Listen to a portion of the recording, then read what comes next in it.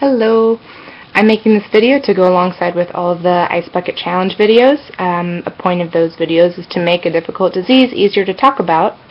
So in case you don't know what ALS is and you haven't Googled it, here's kind of a rundown. ALS stands for amyotrophic lateral sclerosis. It's a fatal disease. It usually takes about 3 to 5 years between diagnosis, when you show symptoms, and death. So it's very quickly progressing. It causes muscle weakness and disability. It does this by affecting certain nerve cells in your brain and spinal cord that control voluntary muscle movement. Voluntary muscle movement is anything that you can control. To help demonstrate involuntary muscle movement would be like your heart beating or your stomach digesting food. It does that without us telling it to. It just happens.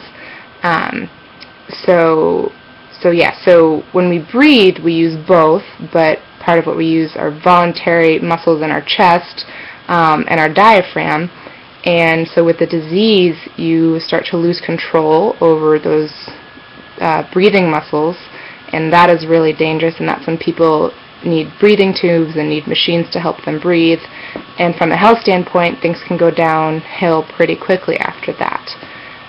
Currently, there's no cure for ALS, and treatment is focused on relieving symptoms and slowing the disease down for as long as possible.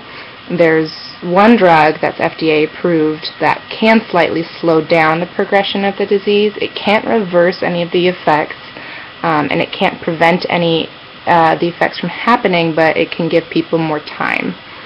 ALS is not contagious, but it can be hereditary in about 10% of cases. It can run in families, which, as you can imagine, would be very scary.